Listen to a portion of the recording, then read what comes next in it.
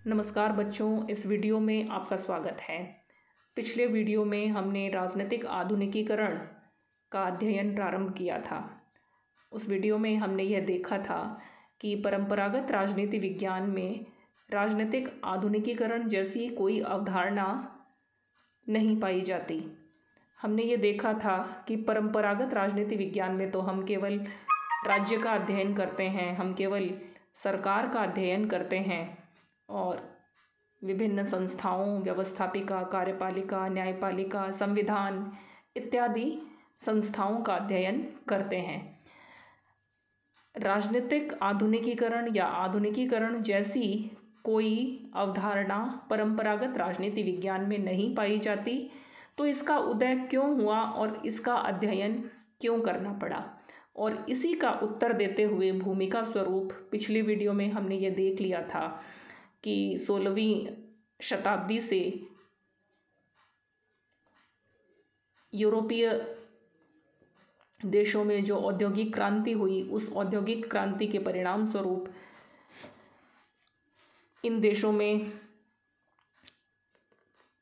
Asia, Africa और दक्षिण America के देशों तक पहुंच कर के वहाँ पर कच्चे माल और वहाँ के बाज़ार की आवश्यकता हुई और उसके कारण वहाँ पे समृद्धि आई, और उस समृद्धि के परिणाम स्वरूप धीरे धीरे पश्चिम के इन यूरोपीय देशों ने एशिया, अफ्रीका और दक्षिण अमेरिका के देशों को गुलाम बनाने की प्रक्रिया प्रारंभ की, जिसे उपनिवेशीकरण कहा गया। इस उपनिवेशीकरण के परिणाम स्वरूप इन गुलाम राष्ट्रों का भरपूर आर्थिक शोषण किया गया और इनकी मानसिकता को पूरी तरह से गुलाम मानसिकता में बदल दिया गया। 20वीं शताब्दी के प्रारंभ तक आते आते जब ये अपने शोषण से पूरी तरह से त्रस्त हो चुके थे, तब इन देशों में राष्ट्रीय आंदोलन प्रारंभ हुए और स्वतंत्रता प्राप्ति की चाह उत्पन्न हुई। हमने यह भी देख लिया था कि पहले और दूसरे विश्व युद्ध ने भी इस प्रक्रिया में इस तरह से मदद दी, क्योंकि पहला और दूसरा विश्व युद्ध यूरोप में लड़ा गया था और उसके कारण यूरोपीय देश युद्ध के कारण पूरी तरह से क्षत विक्षत हो चुके थे। यूरोप के वैभव का पराभव हो गया और इसी का परिणाम था कि वे पुराने गुलाम देशों को एक एक कर तेजी से स्वतंत्र करने लगे और दूसरे महायुद्ध के बाद दुनिया के मानचित्र पर एशिया, अफ्रीका और दक्षिण अमेरिका के देशों का स्वतंत्र अस्तित्व सामने आया। इन नव स्वतंत्र देशों पर फिर से अपना प्रभाव जमाने का प्रयास अमेरिका और सोवियत संघ ने किया, और अमेरिका इन देशों पर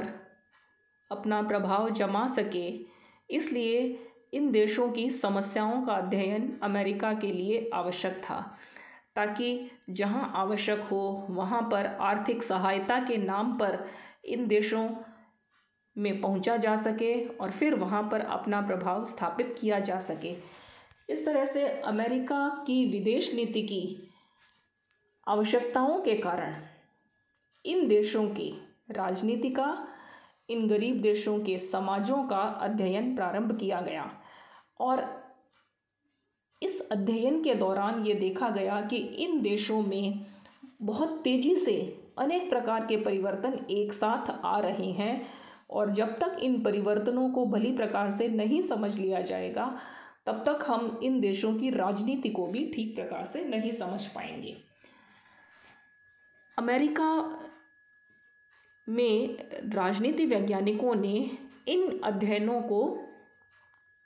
अंजाम दिया था और उन्हीं अध्ययनों के परिणाम स्वरूप राजनीतिक आधुनिकीकरण और इसके जैसी अनेक नई अवधारणाएं राजनीति विज्ञान में आई, जो मुख्यतः व्यवहारवादी अध्ययनों का परिणाम थी। इन नई अवधारणाओं के कारण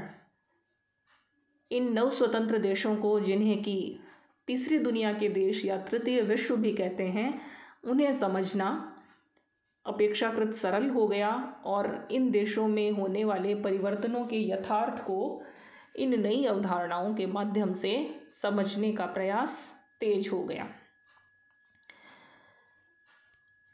ये जो परिवर्तन है, इस परिवर्तन को आधुनिकीकरण और विकास के नाम से जाना गया। आज के वीडियो में हम आधुनिकीकरण की चर्चा करेंगे और तत्पश्चात राजनीतिक आधुनिकीकरण के अपने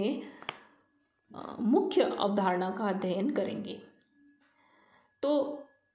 तीसरी दुनिया के इन देशों में जो विभिन्न आयामों में जो परिवर्तन हुए, इन परिवर्तनों को एक नाम दिया गया, आधुनिकीकरण। अर्थात अफ्रीका, एशिया और दक्षिण अमेरिका के बहुत सारे देशों में सामूहिक रूप से यदि एक नाम दिया जाए उनके परिवर्तन को, तो वो नाम है आधुनिकीकरण। अर्थात एक जैसी प्रक्रिया। आधुनिकीकरण का अर्थ है पुरातन से आधुनिक की ओर बढ़ना। और जब हम आधुनिक कहते हैं तो उसका अर्थ यह है कि जो समाज परंपरागत रूप से अस्तित्व में थे, उन समाजों में व्यक्तिगत रूप से, सामाजिक स्तर पर, संपूर्ण जनसंख्या के स्तर पर, उनके मनोवैज्ञानिक स्तर पर, आर्थिक स्तर पर, राजनीतिक स्तर पर, भौतिक संसाधनों के दृष्टिकोण से, शिक्षा के क्षेत्र में, अर्थात बहुआयामी परिवर्तन की प्रक्रिया, उसको एक नाम दे दिया गया, आधुनिकीकरण। इस आधुनिकीकरण की प्रक्रिया में इन सभी देशों में यह इच्छा उत्पन्न हुई कि हम भी यूरोप की तरह अपने समाजों को, अपने देश को परंपराओं से मुक्त करके आधुनिक बनाना चाहेंगे। जहाँ 17वीं और 18वीं शताब्दी में पहले यूरोप का आधुनिकीकरण हुआ था, किंतु यूरोप के आधुनिकीकरण की जो प्रक्रिया थी वो विकासशील देशों के आधुनिकीकरण की प्रक्रिया से बिल्कुल भिन्न थी। यूरोप भौगोलिक दृष्टि से एक बहुत छोटा सा देश था, एक बहुत छोटा सा महाद्वीप है, किंतु एशिया और अफ्रीका दुनिया के सबसे बड़े महाद्वीपों में से एक है और इन देशों में बहुत सारे 100 से भी अधिक राज्यों का अस्तित्व है। इतने सारे देशों का एक साथ अध्ययन करके और उनमें परिवर्तन के स्वरूप को प्राप्त करना, उसको समझना, यह एक बहुत ही मुश्किल काम था। इन देशों के अध्ययन के दौरान यह देखा गया कि इन देशों में परिवर्तन अपेक्षाकृत तेजी से हुआ, उसकी गति बड़ी तीव्र थी और उस परिवर्तन की आंधी में बहुत सारे क्रांतिकारी परिवर्तन भी हुए। अर्थात इन देशों का जो अभिजन वर्ग था, उस अभिजन वर्ग ने ऐसी कोशिश की कि वहाँ पर रातों रात समाज में परिवर्तन आ जाए, एक ही रात में, यानी कि बिना देरी किए परंपरागत समाज को आधुनिक समाज में बदलने की चाह उत्पन्न हुई। आधुनिकीकरण के यदि अर्थ को समझा जाए तो हम ये कह सकते हैं कि आधुनिकीकरण एक मल्टी डायमेंशनल या एक बहुमुखी प्रक्रिया का नाम है, जिसके अंदर सर्वाधिक महत्वपूर्ण उसकी जो पहचान है वो ये है कि इसमें भौतिक प्रगति की तरफ आकर्षण उत्पन्न होता है। हम अपने अनुभव से भी जानते हैं कि भारत जैसे पुरातन समाज में परंपरागत रूप से भौतिक प्रगति के लिए कोई चाह नहीं थी। लोग सामान्य घरों में रहते थे, सामान्य कम सुविधाओं में सादा भोजन खाते थे और शिक्षा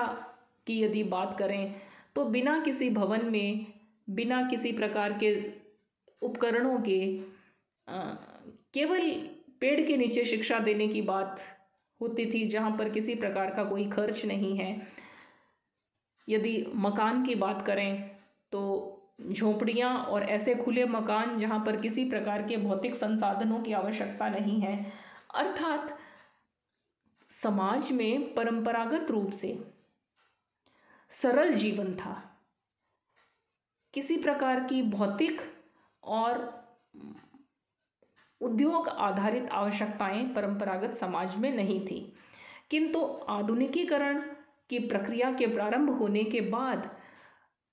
भौतिक प्रगति की प्रति एक लालसा उत्पन्न हुई और इसीलिए औद्योगिकरण की दिशा में इन देशों में भी प्रयास तेज कर दिए गए। प्रत्येक क्षेत्र में मशीनीकरण और औद्योगिकरण के कारण उत्पादन बहुत अधिक हुआ और इस उत्पादन को खपाने के लिए बाजार का निर्माण हुआ और बड़े बाजार के अस्तित्व में आने के बाद इन देशों की जनता ने इन चीज़ों को खरीद करके उनका उपयोग करना प्रारंभ किया। इस प्रकार से आधुनिकीकरण की यह जो प्रक्रिया थी, इस प्रक्रिया में इन देशों की राजनीतिक व्यवस्थाओं का बड़ा योगदान था,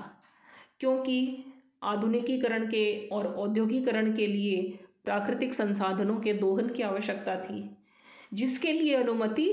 राजनीतिक व्यवस्था ही दे सकती थी।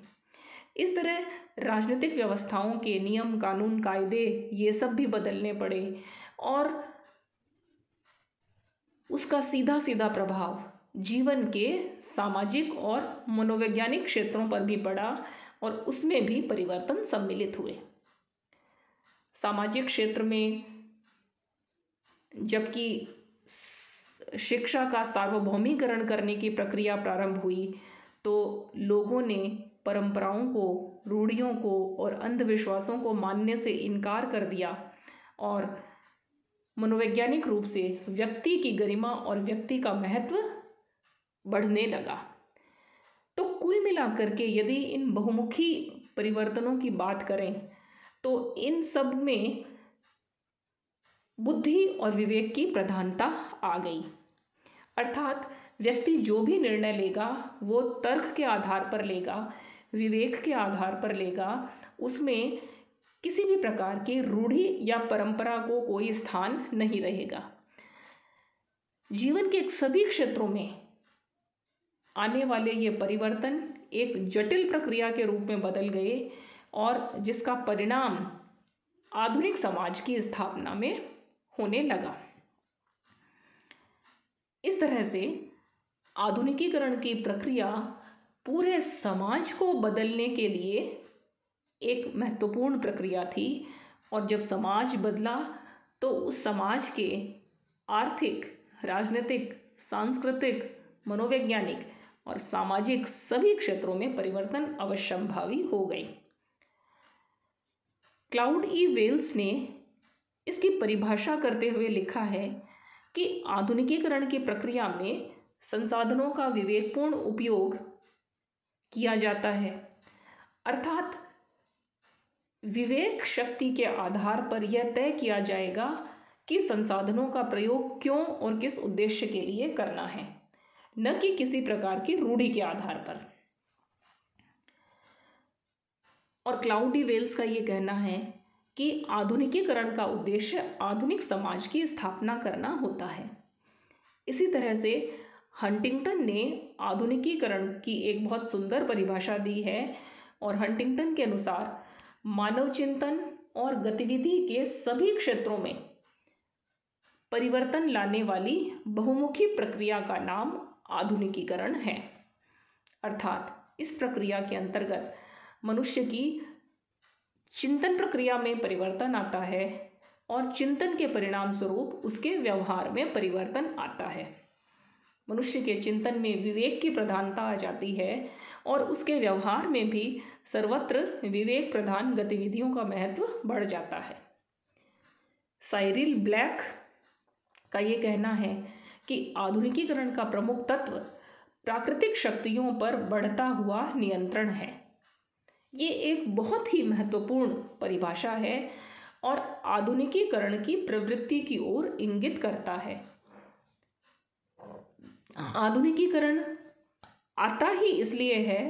कि प्रकृति पर अपना नियंत्रण स्थापित कर लिया जाए। आधुनिकीकरण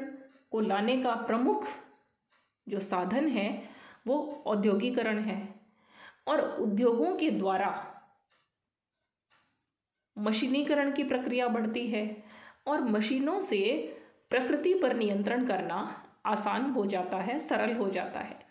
इसलिए इन सभी देशों में, तीसरी दुनिया के देशों में जहाँ पर विभिन्न प्राकृतिक संसाधन प्रचुर मात्रा में उपलब्ध थे, आधुनिकीकरण की प्रक्रिया के अंतर्गत इन प्राकृतिक संसाधनों का भरपूर दोहन किया गया और इस दोहन के कारण आर्थिक समृद्धि को प्राप्त किया गया। इस तरह से एकाएक औद्योगिकरण के कारण आर्थिक समृद्धि में वृद्धि हुई और आर्थिक समृद्धि बढ़ने का सीधा सीधा परिणाम जीवन की भौतिक दृष्टि में भी रुझान बढ़ा। डेविड एप्टर ने अपनी पुस्तक द पॉलिटिक्स ऑफ मॉडर्नाइजेशन में ये लिखा है कि आधुनिकीकरण का संबंध व्यक्ति की चयन करने की योग्यता, उसके अन्वेषण अर्थात खोज करने की इच्छा तथा प्रश्नात्मक धारणाओं से है। अर्थात डेविड एप्टर आधुनिकीकरण का संबंध मनुष्य के मनोवैज्ञानिक आयाम से जोड़ता है और वो ये कहता है कि आधुनिकीकरण की प्रक्रिया के बाद मनुष्य अपने विवेक से ये सोचता है कि उसे किस बात को अपनाना चाहिए और किसे नहीं अपनाना चाहिए। अर्थात उसकी चॉइस करने की क्षमता में वृद्धि होती है, उसमें खोज करने की जिज्ञासा उत्पन्न होती है और उसकी धारणाओं में परिवर्तन होता है। स्मिथ आधुनिकीकरण को एक मूल्य भारित अवधारणा मानता है और उसका ये कहना है कि आधुनिकीकरण से हमें ऐसा आभास होता है कि हम यूरोप की तरह का समाज बनाना चाहते हैं और जो कि एक पूंजीवादी समाज है। तो इस तरह से परिवर्तन के लिए आधुनिकीकरण शब्द को स्वीकारना पश्चिमी मूल्यों को स्वीकारने के जैसा है। आइजनस्टाड ने आधुनिकीकरण को समझने के लिए ऐतिहासिक संदर्भों में बात करी है और आइजनस्टाड का ये कहना है कि आधुनिकीकरण की प्रक्रिया पहले यूरोप में आई, उसके पश्चात अमेरिका में आई और यूरोप और अमेरिका में 17वीं से 19वीं शताब्दी तक जो सामाजिक, आर्थिक और राजनीतिक परिवर्तन हुए उन्हें आधुनिकीकरण कहा गया और 20वीं शताब्दी में यही प्रक्रिया दुनिया के शेष हिस्सों में दोहराई गई, जिसमें एशिया, अफ्रीका और दक्षिण अमेरिका महाद्वीप के देश सम्मिलित हैं। आधुनिकीकरण की जो प्रक्रिया है उसे पाश्चात्यकरण या वेस्टर्नाइजेशन, मॉडर्नाइजेशन एंड वेस्टर्नाइजेशन, इन दो प्रक्रियाओं को सामान्यतः समानार्थी मान लिया जाता है। लेकिन यहाँ पर हमें यह समझ लेना चाहिए कि पाश्चात्यकरण या वेस्टर्नाइजेशन पूरी तरह से एक अंधानुकरण वाली अवधारणा है और आधुनिकीकरण में जहाँ मनुष्य के सोचने की क्षमता में बदलाव आता है, मनुष्य बुद्धि और विवेक के अनुसार कार्य करता है, वहीं पाश्चात्यकरण की जो अवधारणा है वह केवल मनुष्य के बाहरी जगत में या भौतिक जगत में परिवर्तन की ओर सूचित करने वाली चीज़ है। अर्थात व्यक्ति के खाने, पीने, रहने के जो शैली है उस शैली में पश्चिम के देशों के अंधानुकरण की प्रवृत्ति बढ़ती है। जैसे पश्चिम के लोग यदि बाज़ार का बना हुआ खाना पसंद करते हैं, जंक फूड खाते हैं, मैकडोनल्ड इत्यादि की जो रेस्टोरेंट्स हैं, वो जिस वहाँ पर जैसा खाना खाते हैं, वो जैसे कपड़े पहनते हैं, वो जीन्स पहनते हैं, उन सारे चीज़ों को बिना किसी अपने देश की जलवायु का ध्यान दिए हुए, बिना अपनी आवश्यकताओं को पहचाने हुए, जब उनकी चीज़ों का आंख मूंद कर उपयोग प्रारंभ कर दिया जाता है तो वह वेस्टर्नाइजेशन है। और किसी भी देश के लिए पाश्चात्यकरण को अपनाना, बिना किसी विवेक के अपनाना, यह उस देश के लिए एक पीछे धकेलने वाली प्रक्रिया हो सकती है। किंतु आधुनिकीकरण की जो प्रक्रिया है वो पूरी तरह से उसे हम पाश्चात्यकरण से नहीं जोड़ सकते। हालांकि उसका एक भाग जरूर हम पाश्चात्यकरण के रूप में समझ सकते हैं, किंतु आधुनिकीकरण में मूलतः मनुष्य के सोचने की क्षमता में परिवर्तन आता है, चिंतन में परिवर्तन आता है, और ये परिवर्तन फिर व्यवहार में प्रकट होता है। यदि आधुनिकीकरण की विशेषताओं की बात करें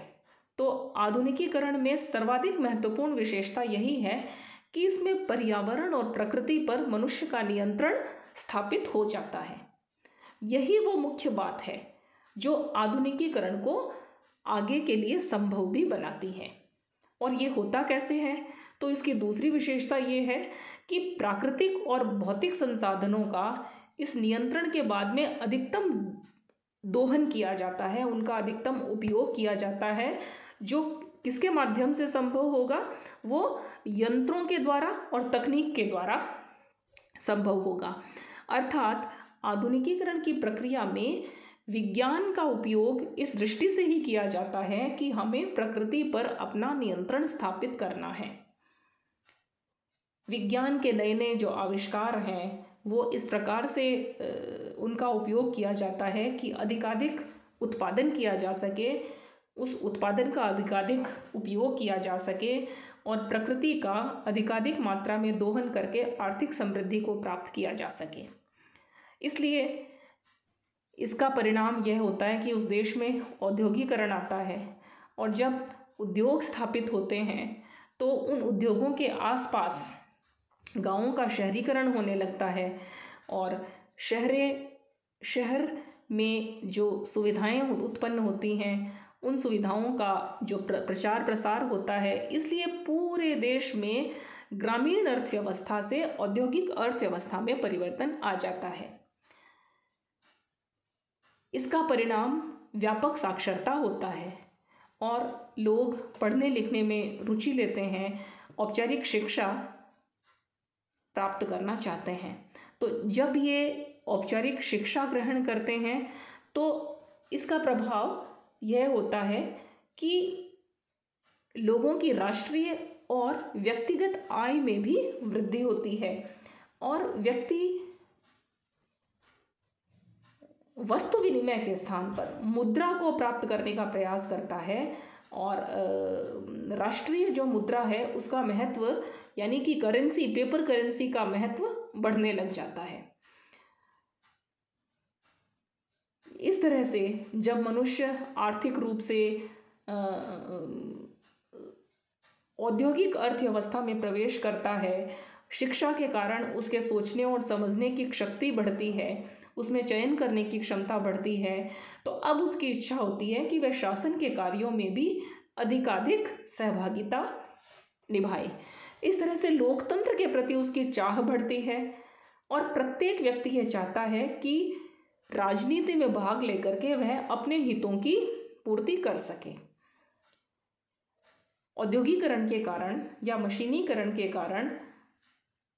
सुविधाओं में विस्तार होता है, सड़कों का निर्माण होता है, और जनसंचार के साधन बढ़ते हैं। टीवी, रेडियो, टेलीफोन इत्यादि जो जनसंचार के जो साधन हैं, इन साधनों का विकास और विस्तार जनसंख्या के प्रत्येक हिस्से में पहुंचने लगता है, और जब इनका विकास होता है तो इसके परिणाम स्वरूप अगली विशेषता जो उत्पन्न हो जाती है स्वतः ही, वो है सामाजिक गतिशीलता में वृद्धि। अर्थात लोगों का आवागमन बढ़ता है। संचार के साधनों के विकास होने से स्कूटर, गाड़ियाँ, बसें, रेलगाड़ियाँ, हवाई जहाज, समुद्री यातायात, इस प्रकार से जल, स्थल तथा हवाई यातायात में वृद्धि होती है और इस वृद्धि के कारण लोगों का एक दूसरे से मिलना जुलना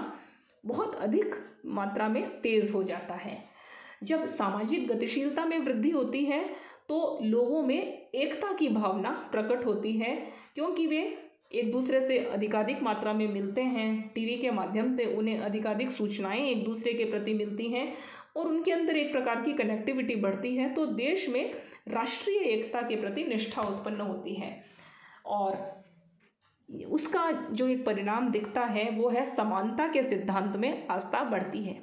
इस तरह से हमने देखिए पर्यावरण से हमने शुरू किया और पर्यावरण से चलते हुए किस तरह से मनोवृत्ति में परिवर्तन आता है और हम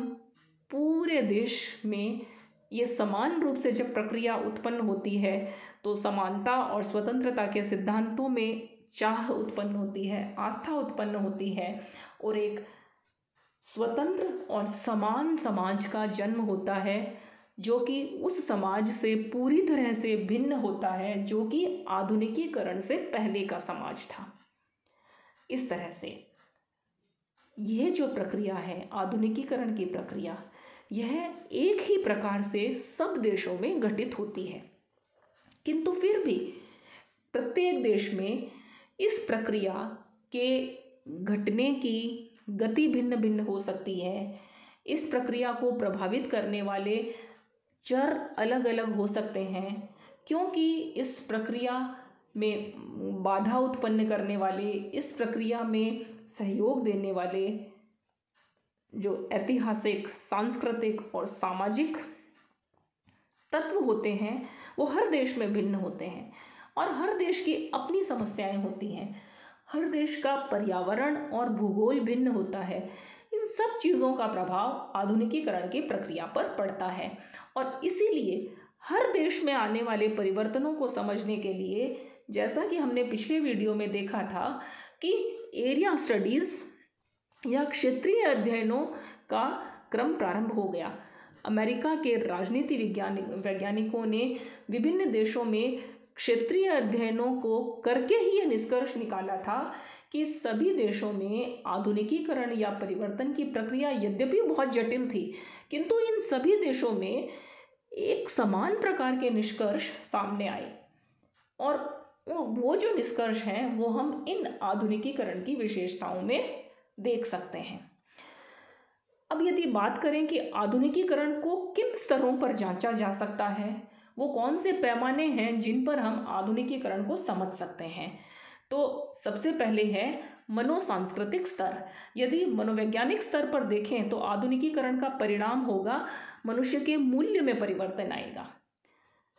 मनुष्य की सोचने की क्षमता में, उसकी अभिवृत्ति में परिवर्तन होगा, उसकी आकांक्षाओं में परिवर्तन होगा। मनुष्य परंपरागत मूल्यों की अपेक्षा आधुनिक मूल्यों की तरफ आगे बढ़ेगा और आधुनिक मूल्य हैं स्वतंत्रता, समानता और न्याय की चाह। संपूर्ण जनसंख्या के स्तर पर परिवर्तन आएंगे और ये परिवर्तन जनता के स्वास्थ्य में वृद्धि होगी। जनता, विभिन्न परिवार अपने स्वास्थ्य के बारे में अधिक खर्च करेंगे। उनके व्यवसाय में परिवर्तन आएगा, वो कृषि व्यवसाय से हट करके औद्योगिक व्यवसाय की तरफ अधिक मात्रा में जाना चाहेंगे। लोगों की आयु बढ़ेगी और आयु में जो परिवर्तन आएगा उसके कारण लोगों के स्वास्थ्य में और सोचने समझने की क्षमता में भी परिवर्तन आएगा। भौगोलिक गतिशीलता में वृद्धि होगी और शहरीकरण होगा। यदि सामाजिक परिवर्तन की बात करें तो व्यक्ति में पुराने जो निष्ठाएं हैं परिवार के प्रति, जाति के प्रति, कबीले, अपने धर्म के प्रति, उस निष्ठा में कमी आएगी और व्यक्ति स्वयं के बारे में सोचना प्रारंभ करेगा। व्यक्ति जाति या समाज की अपेक्षा अपने राष्ट्र के बारे में अंतर्राष्ट्रीय संदर्भ में सोचना प्रारंभ करेगा। आर्थिक स्तर की यदि चर्चा करें तो कृषि से उद्योग अर्थव्यवस्था का निर्माण होगा, आर्थिक गतिविधियों का विस्तार होगा और मशीनीकरण होगा। बौद्धिक स्तर की यदि बात करें तो मनुष्य अपने कर्म पर विश्वास करेगा और मनुष्य भाग्यवादी बनने के बजाय भाग्य निर्माता बनेगा। शिक्षा का सार्वभौमिकरण होगा और इसलिए जो विभिन्न सामाजिक पदसोपान जो बना हुआ था,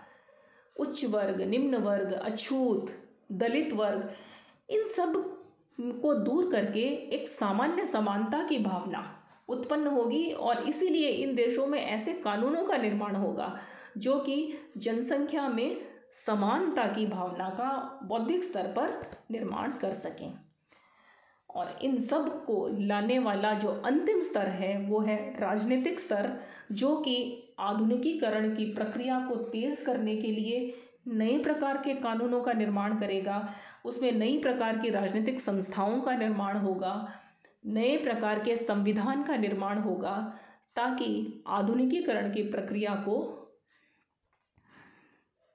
तेज किया जा सके और आधुनिकीकरण के मार्ग में आने वाली बाधाओं को दूर किया जा सके। यह जो आधुनिकीकरण की प्रक्रिया है, इस तरह से हम ये देखते हैं कि एक बहुमुखी प्रक्रिया है, किंतु हमारे यदि अपने अध्ययन के संदर्भ में बात करें तो हमारे लिए जानना महत्वपूर्ण है कि मुख्यतः आधुनिकीकरण की इस प्रक्रिया में राजनीतिक स्तर पर क्या प्रभाव उत्पन्न होंगे और आधुनिकीकरण की प्रक्रिया से पुरातन राजनीति से नवीन आधुनिक राजनीति की तरफ यदि जाएंगे तो उसमें क्या प्रभाव पड़ेगा। और इसी को जानने के लिए एक पृथक संकल्पना का विकास हुआ जिसे राजनीतिक आधुनिकीकरण कहते हैं, जिसकी चर्चा हम अगले वीडियो में करेंगे।